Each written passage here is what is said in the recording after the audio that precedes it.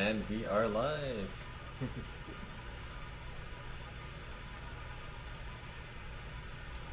Nice. Connection looks excellent.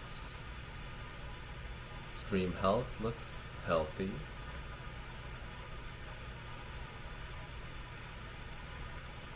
And it looks solid. So yesterday I was streaming with the 5G network and it seems like it is very consistent and solid. So I'm just gonna keep on playing around with that and go with it moving forwards.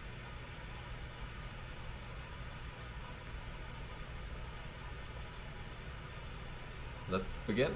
So, last cup with the Guatemalan beans. Yesterday we got a really good cup and there aren't a lot of things I want to change with that recipe, and the only thing I'm gonna do is like tweak the water temperature by like a couple of degrees. So I'm gonna make it slightly hotter, meaning go from 92 degrees Celsius to like 93 or 94 degrees Celsius. Morning, no worries. Like, the weekend streams are usually the ones that are a bit tougher for people to wake up to, you know? Everyone has their plans and things to do.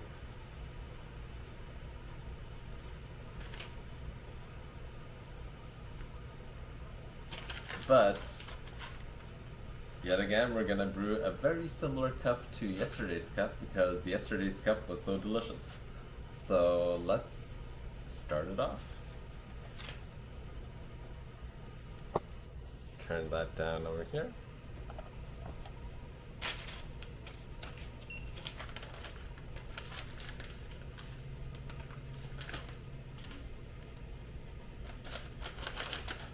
Here, I'll interact with chat over here.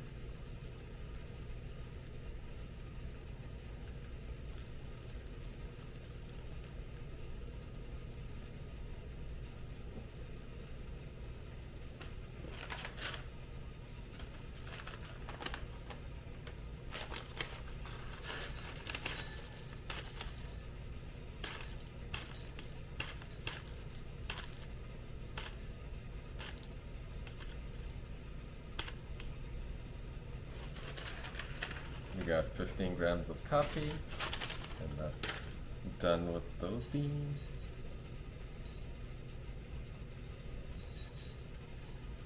We'll grind that.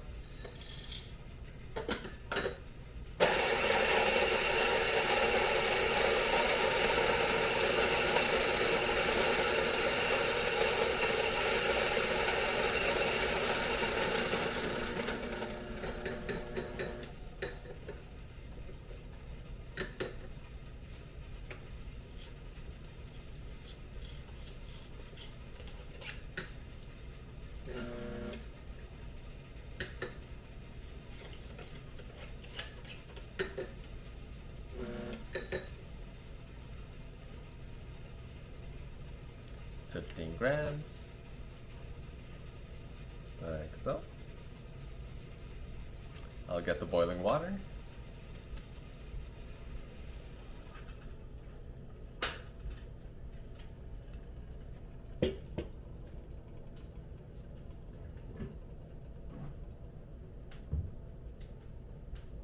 And a cup to brew into.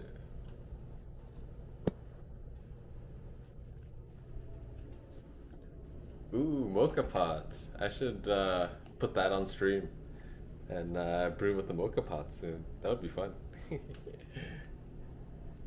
So, yesterday's recipe, we did all of these variables, but we did a 33 grind setting. Today, we're just gonna do the same thing over here, but change the water temperature to 95 degrees Celsius instead of 92 degrees.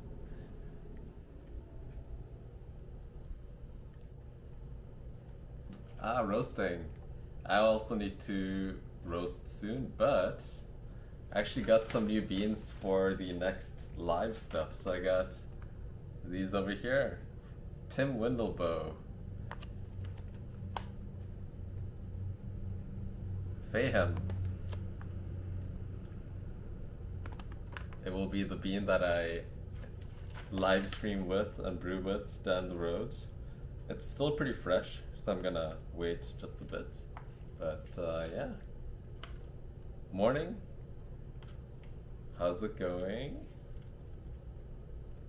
But yeah, I've actually had a lot of different Tim Windlebow beans, but I've never had this one over here, so I'm pretty excited to see how this goes tomorrow.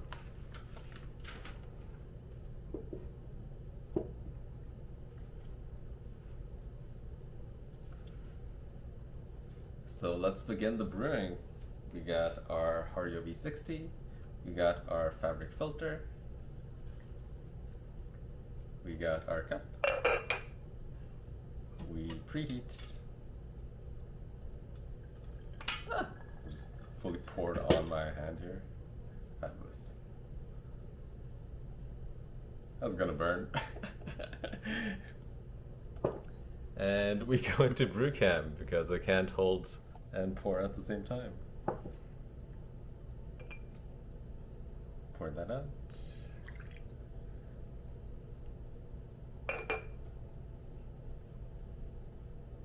Pouring hot water all over my hands totally reminds me of my barista days, where these incidents just has made my hands so immune to hot water. Just like, yeah, whatever. And then we pour in the grinds. Yeah, that totally wakes you up. Even more than caffeine. It gives you a jolt of energy right there.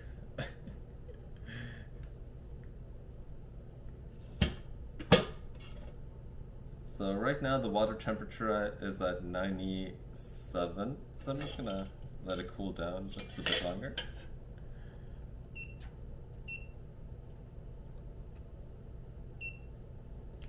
It's not really the best routine to wake up with though, to like take water and just like pour it all over your hands every single morning.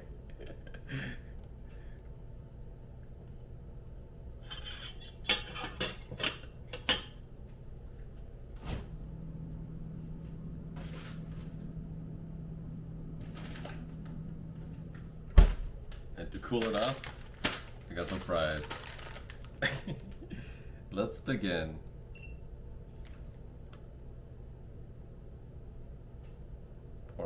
Pour. So we're doing 50 grams. We're stirring. This will be an amazing one-handed brew because of this guy over here. We wait until 30 seconds have passed and then we pour the remaining amount. And that is 240 grams in total.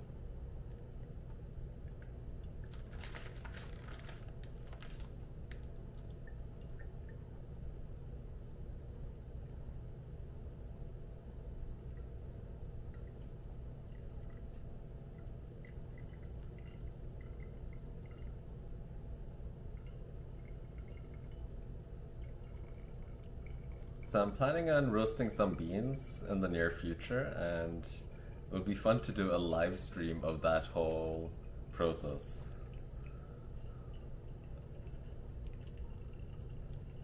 That would be a lot of fun. And swirl.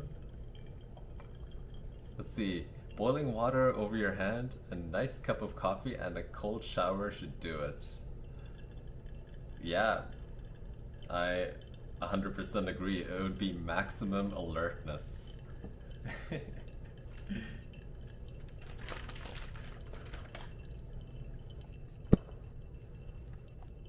We can maybe overlap some of those things, so we can do like a cold shower but brew coffee at the same time, like outside of the shower curtains somehow, and then get the hot water on your hand because you can't see anything.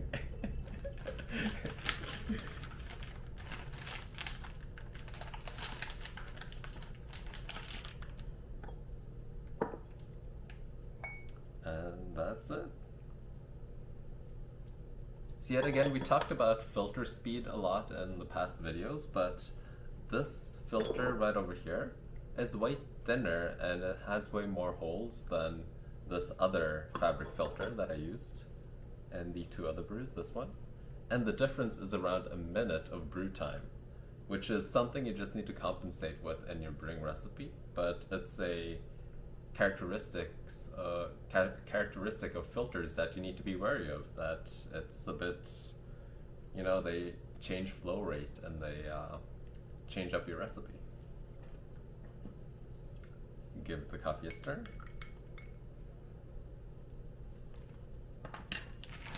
Okay, I think my hand is looking good. It's slightly red, but gladly enough it didn't like create a big, like, what's it called? Those water thingamabobs? The blister. Is it a blister? Yes.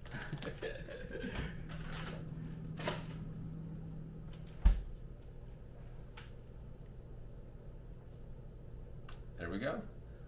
This cup of coffee should be very similar to the one that I had yesterday, just because how I kept a lot of the variables the same, just slight tweak of the water temperature.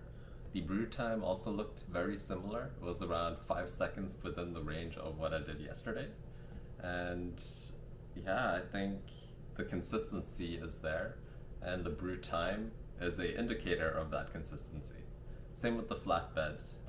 If something goes wrong, I usually just look at the bed and I see, oh yeah, did it have any weird holes or anything, or did the grinds float up? But no, everything looked very consistent, and my expectation is that it'll be very similar to yesterday's cup.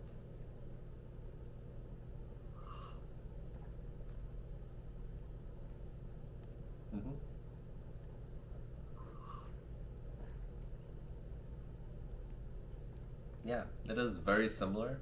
A bit, like, slightly more over extracted because I can taste the slight raspiness, but compared to yesterday's cup, it's extremely similar.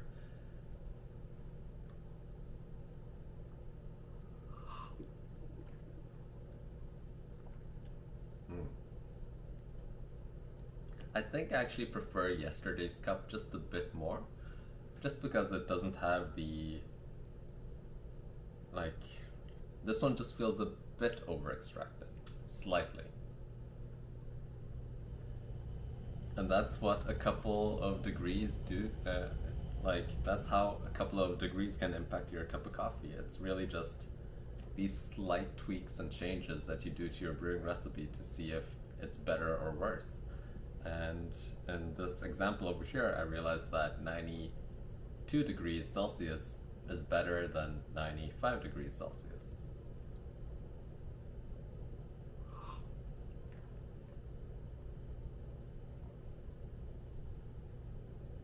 But it's very close. It's extremely close here.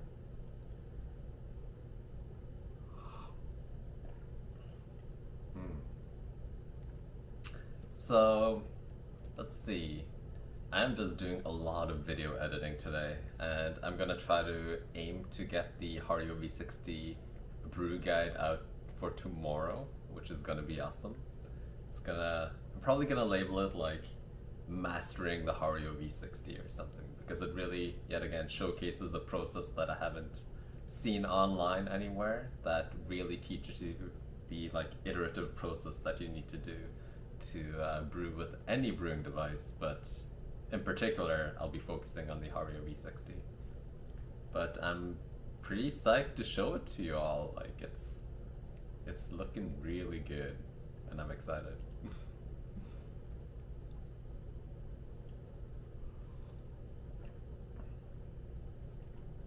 Nom.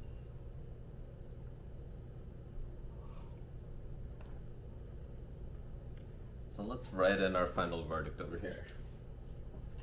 This is brew number 3. Everything over here was the same, but we used 95 degrees Celsius. It was slightly over extracted, and it wasn't as good as this cup, so just slightly down.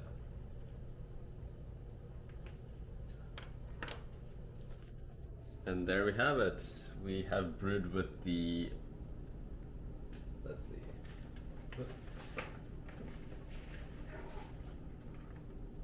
this guy. So we did the Onibus blend. The last brew was the best one over here. And then we tried the Ethiopian beans. The middle brew was the best one that we got from that one. And then we had the Guatemalan beans. And the middle one was also the best one over here.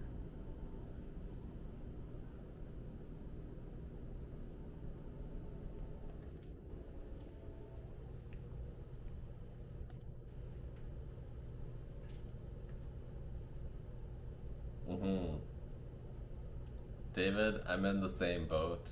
I have double-digit brewing devices, and it's really just something that you know is a bad thing, but you always want to try something else and mix up your coffee routine, and it's always that shiny new thing, you know.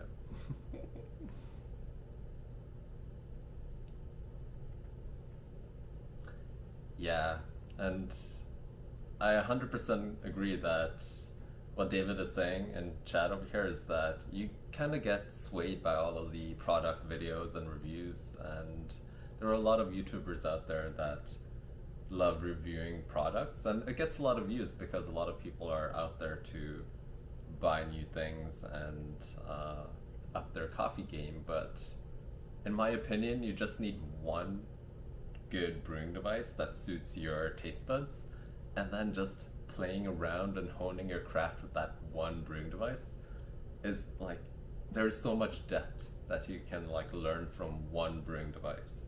And by thinking that you can solve any issues that you have with that brewing device by getting another brewing device is usually kind of a fallacy, because you're just jumping from one to another and you're never mastering anything. You're hitting all of these brewing devices on like a very surface level knowledge range, but you're not going into that depth of really digging deep into one brewing device and mastering it.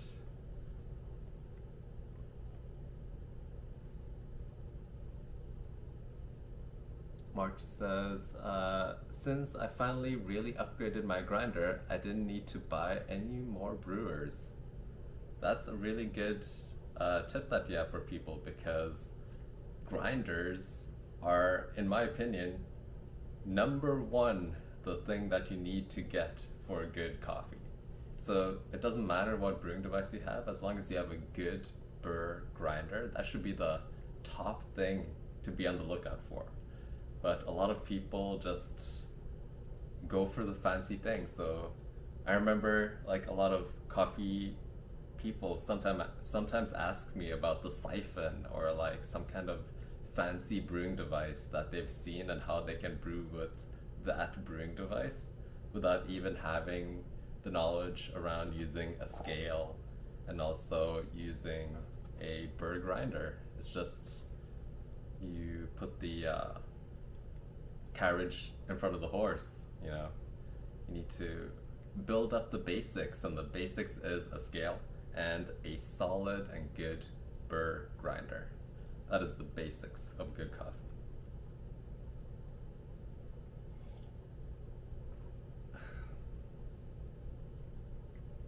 And it's also just the realization also, because you don't think as a new person to coffee, that the grinder matters that much. You always see the different brewing devices in videos and in like brewing things, but it's like the grinder that is hidden in the back end somewhere, you know, doing its thing and just being good old consistent.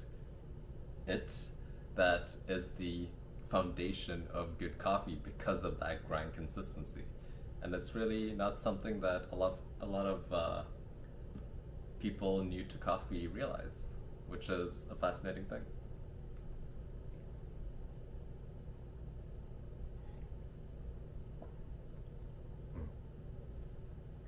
So as I'm sipping this cup, it's actually tasting much better as I let it cool down. And Yeah, still not as good as yesterday's though, but it's opening up.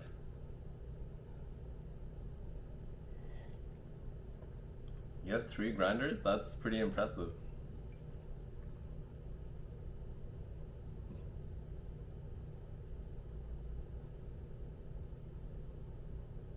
Mm-hmm. The Kalita wave is pretty solid. I have one up over here. Let's see. So I got these two. I got a small Kalita wave. The handle is like cracking, sadly enough, on the side. And I also have a December dripper. This one, I can turn the inside on. I don't know if you can see that. But it controls flow rate.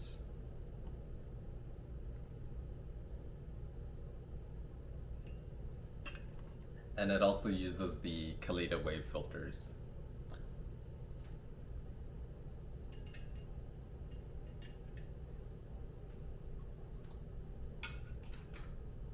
I also recently got this Melita plastic one in a coffee seminar that I was hosting. They just gave it to me and I'm like, I've never used it before, but maybe one day I'll give this plastic beast a whirl. But in my opinion, these have been my go-tos. The version 1 Hario V60 and the version 2 Hario V60. So solid.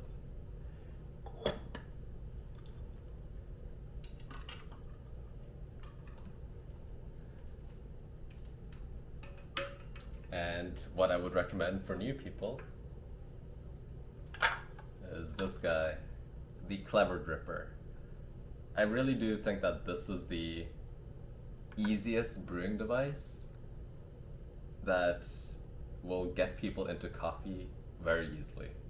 And it's because of the delicious cup of coffee that I can produce without worrying too much about technique and pouring methods and finesse there, because of this valve that makes it into a immersion brewer, which is really awesome. So if you ever recommend a brewing device to someone, I would say the Clever Dripper is a great entry device for a lot of different people, especially because, yet again, it has that simplicity to it that is very similar to a French press, which a lot of people find very simple too.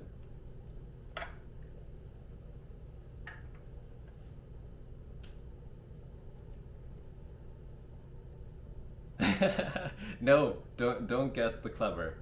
Stay on track. Practice with your Kalita wave and master it. The Clever is like the intro. You already got the 2.0 Clever. You don't need the Clever. So ignore what I said.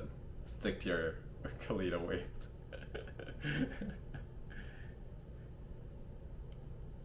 Just like Men in Black. You didn't hear anything.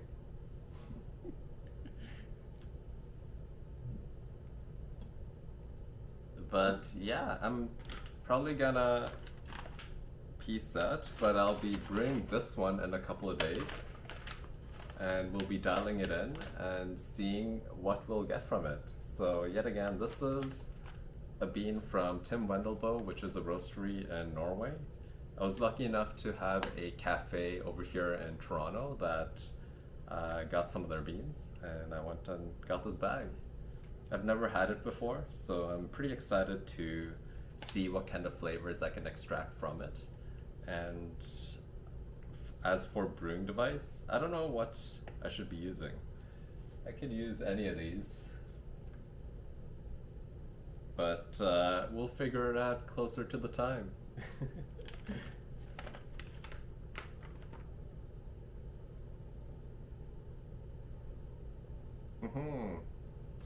Immersion brew in a jar and filter with your brewer.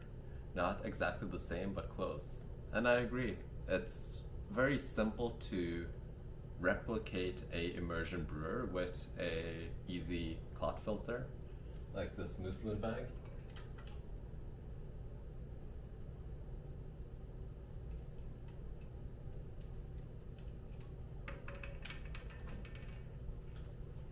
If you just have a muslin bag and your cup, literally just put coffee in here, put this bag in your cup, let it sit for a bit, take it out, done. It's very similar to a immersion brewer, and I think that the versatility of something like this, where you can make cold brew out of it too, is great. It's extremely solid.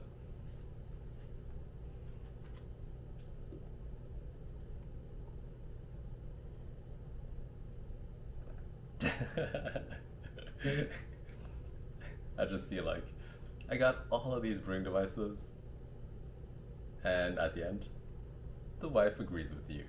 So yeah, don't get another brewing device. You're good. Come to my side stream, my evil side, where I recommend all the things and tell you to buy all the different brewing devices. But in this one, no. Master the things you have. Brew good coffee with your equipment that you already have, because it's all about tweaking. It's all about really mastering the things that you already have if you have a good grinder and a scale. That's all you need.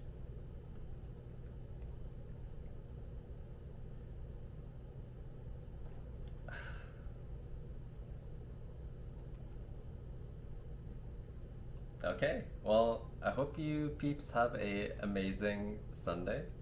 It's nice and sunny right now, and I'll probably just ignore the sun because I really want to get into editing and get that video out for you peeps tomorrow. So the sun will have to wait.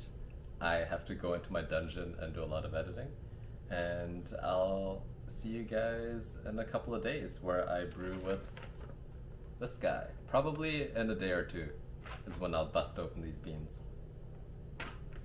So have a good Sunday.